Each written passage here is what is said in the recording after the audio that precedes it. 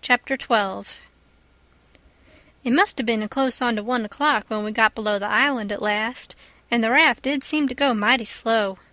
If a boat was to come along, we was going to take to the canoe and break for the Illinois shore, and it was well a boat didn't come, for we hadn't never thought to put the gun in the canoe or a fishing line or anything to eat. We was in brother too much of a sweat to think of so many things. It warn't good judgment to put everything on the raft. If the men went to the island, I just expect they found the campfire I built and watched it all night for Jim to come. Anyways, they stayed away from us, and if my building the fire never fooled them, it warn't no fault of mine. I played it as low down on them as I could. When the first streak of day began to show, we tied up to a towhead in a big bend on the Illinois side, and hacked off cottonwood branches with the hatchet, and covered up the raft with them, so she looked like there had been a cave-in the bank there. A towhead is a sandbar that has cottonwoods on it as thick as harrow teeth.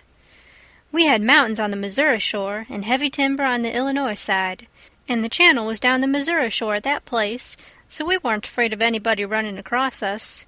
We laid there all day and watched the rafts and steamboats spin down the Missouri shore, and upbound steamboats fight the big river in the middle. I told Jim all about the time I had jabbering with that woman, and Jim said she was a smart one, and if she was to start after us herself, she wouldn't sit down and watch a campfire. No, sir, she'd fetch a dog. Well, then, I said, why couldn't she tell her husband to fetch a dog?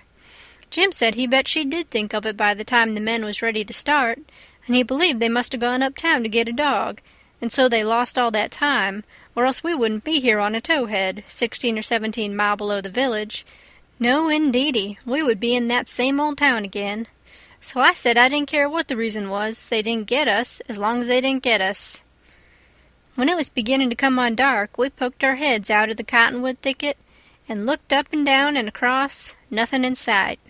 So Jim took up some of the top planks of the raft and built a snug wigwam to get under in blazing weather and rainy, and to keep the things dry. Jim made a floor for the wigwam and raised it a foot or more above the level of the raft, so now the blankets and all the traps was out of reach of steamboat waves. Right in the middle of the wigwam, we made a layer of dirt about 5 or 6 inches deep with a frame around it, for to hold it to its place. This was to build a fire on in sloppy weather or chilly. The wigwam would keep it from being seen. We made an extra steering oar, too, because one of the others might get broke on a snag or something. We fixed up a short forked stick to keep the old lantern on, because we must always light the lantern whenever we see a steamboat coming downstream, to keep from getting run over, but we wouldn't have to light it for upstream boats unless we was in what they call a crossing, for the river was pretty high yet, very low banks being still a little under water, so upbound boats didn't always run the channel, but hunted easy water. The second night we run between 7 and 8 hours, with a current that was making over 4 mile an hour. We catched fish and talked, and we took a swim now and then to keep off sleepiness. It was kind of solemn, drifting down the big, still river, layin' on our backs looking up at the stars, and we didn't never feel like talking loud, and it weren't often that we laughed, only a little kind of a low chuckle. We had mighty good weather as a general thing, and nothing ever happened to us at all, that night, nor the next, nor the next. Every night we passed towns, some of them away up on black hillsides, nothing but just a shiny bed of lights, not a house could you see. The 5th night we passed St. Louis, and it was like the whole world lit up. In St. Petersburg, they used to say there was 20 or 30,000 people in St. Louis, but I never believed it, till I see that wonderful spread of lights at 2 o'clock that still night. There warn't a sound there, everybody was asleep. Every night now I used to slip ashore towards 10 o'clock at some little village, and buy 10 or 15 cents worth of meal or bacon or other stuff to eat, and sometimes I lifted a chicken that warn't roosting comfortable and took him along. Pap always said, take a chicken when you get a chance, because if you don't want 'em yourself, you can easy find somebody that does, and a good deed ain't ever forgot. I never see Pap when he didn't want the chicken himself, but that is what he used to say anyway. Mornings, before daylight, I slipped into cornfields and borrowed a watermelon, or a mushmelon, or a pumpkin, or some new corn, or things of that kind. Pap always said it warn't no harm to borrow things if you was meaning to pay them back some time, but the widow said it warn't anything but a soft name for stealing, and no decent body would do it. Jim said he reckoned the widow was partly right, and Pap was partly right, so the best way would be for us to pick out 2 or 3 things from the list, and say we wouldn't borrow them any more. Then he reckoned it wouldn't be no harm to borrow the others. So we talked it over all one night, drifting along down the river, trying to make up our minds whether to drop the watermelons or the cantaloupes, or the mushmelons, or what. But towards daylight we got it all settled satisfactory, and concluded to drop crab-apples and persimmons. We weren't feeling just right before that, but it was all comfortable now. I was glad the way it come out, too, because crab-apples ain't ever good, and the persimmons wouldn't be ripe for 2 or 3 months yet. We shot a waterfowl now and then, and got up too early in the morning, or didn't go to bed early enough in the evening. Take it all around, we lived pretty high. The 5th night below St. Louis, we had a big storm after midnight, with a power of thunder and lightning, and the rain poured down in a solid sheet. We stayed in the wigwam and let the raft take care of itself. When the lightning glared out, we could see a big straight river ahead, and high rocky bluffs on both sides. By and by, says I, "Hello, Jim, looky yonder." It was a steamboat that had killed herself on a rock. We was drifting straight down for her. The lightning showed her very distinct.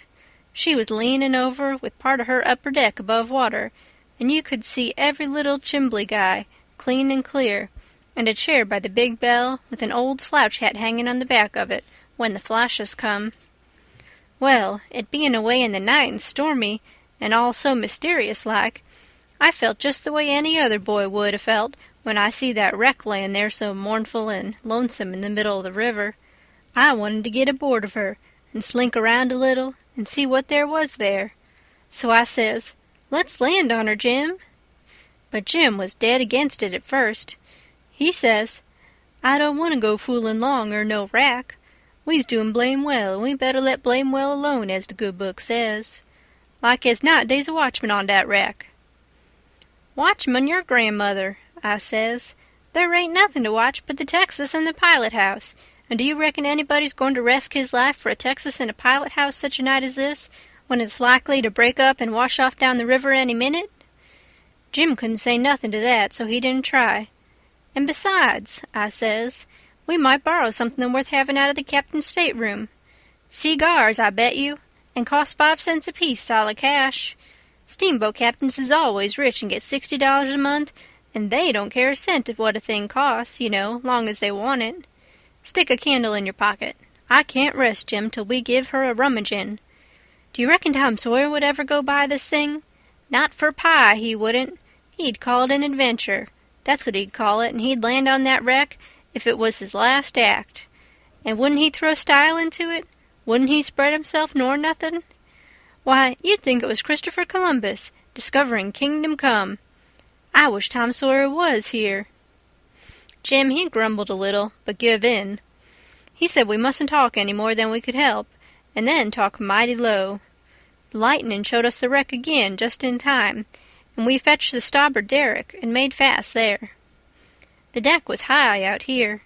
We went sneaking down the slope of it to the larboard, in the dark towards the Texas, feeling our way slow with our feet and spreading our hands out to fend off the guys, for it was so dark we couldn't see no sign of them.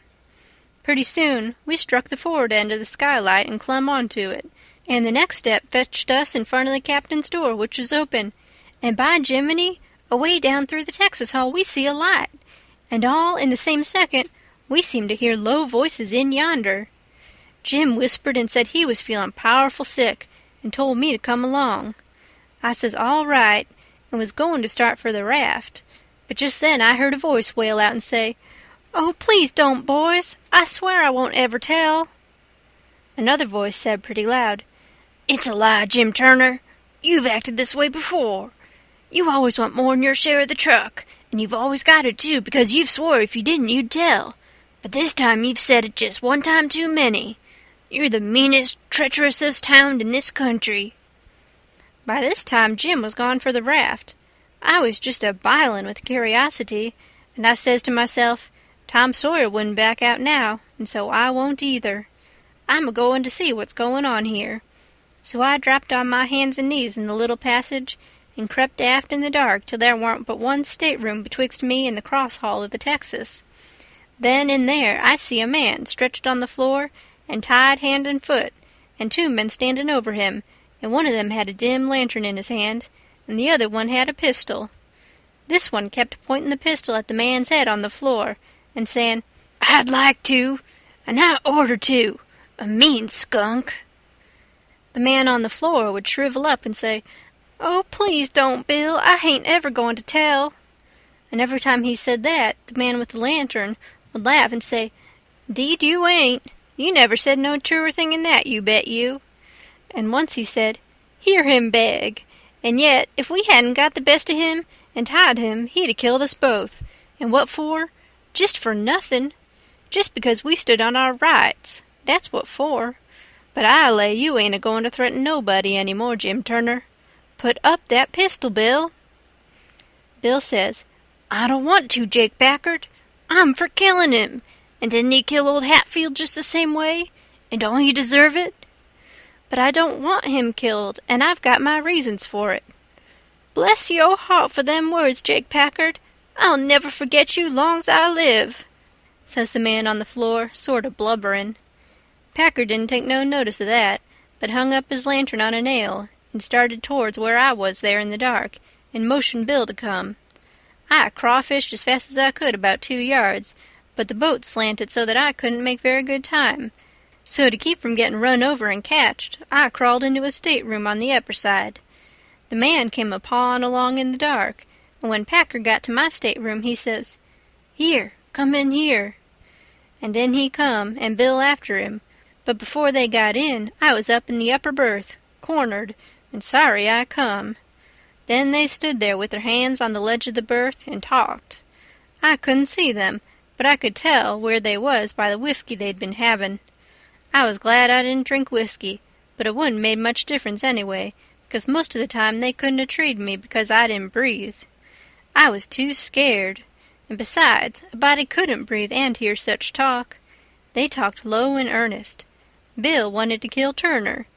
He says, "He said he'll tell, and he will. If we was to give both our shares to him now, it wouldn't make no difference after the row and the way we've served him. Sure's you're born, he'll turn state evidence. Now you hear me, I'm for putting him out of his troubles." "So am I," says Packard, very quiet. "Blame it, I'd sort of begun to think you wasn't. Well, then, that's all right. Let's go and do it." "Hold on a minute, I hain't had my say yit. You listen to me. Shooting's good, but there's quieter ways if the thing has got to be done. But what I say is this. It ain't good sense to go courting around after a halter if you can get at what you're up to in some way that's just as good, and at the same time don't bring you into no risks. Ain't that so?" "You bet it is. But how you going to manage it this time?" "Well, my idea is this. We'll rustle around and gather up whatever pickings we've overlooked in the staterooms and shove for shore and hide the truck. Then we'll wait. Now, I say it ain't a-going to be more'n 2 hours before this wrack breaks up and washes off down the river. See, he'll be drownded and won't have nobody to blame for it but his own self. I reckon that's a considerable sight better'n killing of him. I'm unfavorable to killing a man as long as you can get around it. It ain't good sense. It ain't good morals. Ain't I right?" "Yes, I reckon you are. But s'pose she don't break up and wash off?" "Well, we can wait the 2 hours anyway and see, can't we?" "All right, then, come along." So they started, and I lit out all in a cold sweat and scrambled forward. It was dark as pitch there, but I said in a kind of a hoarse whisper, "Jim!" And he answered up right at my elbow with a sort of a moan, and I says, "Quick, Jim, it ain't no time for fooling around and moaning. There's a gang of murderers in yonder, and if we don't hunt up their boat and send her drifting down the river so these fellows can't get away from the wreck, there's one of 'em going to be in a bad fix. But if we find their boat, we can put all of 'em in a bad fix, for the sheriff'll get 'em. Quick, hurry. I'll hunt the larboard side. You hunt the starboard. You start at the raft and... Oh, my lordy, lordy, raft? They ain't no raft no mo'. She done broke loose and gone, and here we is." End of chapter 12. Chapter 13. Well, I catched my breath and most fainted. Shut up on a wreck with such a gang as that! But it warn't no time to be sentimenterin'. We'd got to find that boat now, had to have it for ourselves. So we went a-quakin' and shakin' down the starboard side, and slow work it was, too. Seemed a week before we got to the stern. No sign of a boat. Jim said he didn't believe he could go any further. So scared he hadn't hardly any strength left, he said. But I said, come on. If we get left on this wreck, we are in a fix, sure. So on we prowled again. We struck for the stern of the Texas and found it, and then scrabbled along forwards on the skylight, hanging on from shutter to shutter, for the edge of the skylight was in the water. When we got pretty close to the cross-hall door, there was the skiff, sure enough. I could just barely see her. I felt ever so thankful. In another second I would have been aboard of her, but just then the door opened. One of the men stuck his head out, only about a couple of foot from me, and I thought I was gone. But he jerked it in again, and says, "Heave that blame lantern out of sight, Bill." He flung a bag of something into the boat, and then got in himself and sit down. It was Packard. Then Bill, he come out and got in. Packard says in a low voice, "All ready, shove off." I couldn't hardly hang on to the shutters, I was so weak. But Bill says, "Hold on.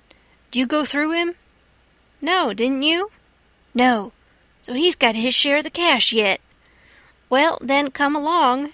No use to take truck and leave money." "Say, won't he be suspicious what we're up to?"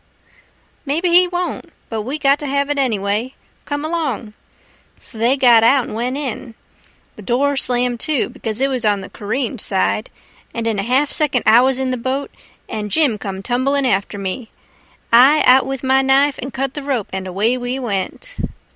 We didn't touch an oar, and we didn't speak nor whisper, nor hardly even breathe. We went glidin' swift along, dead silent, past the tip of the paddle box and past the stern. Then in a second or two more we was 100 yards below the wreck, and the darkness soaked her up, every last sign of her, and we was safe and knowed it. When we was 300 or 400 yards downstream, we see the lantern show like a little spark at the Texas door for a second, and we knowed by that the rascals had missed their boat, and was beginning to understand that they was in just as much trouble now as Jim Turner was. Then Jim manned the oars, and we took out after our raft. Now was the first time that I begun to worry about the men. I reckon I hadn't had time to before.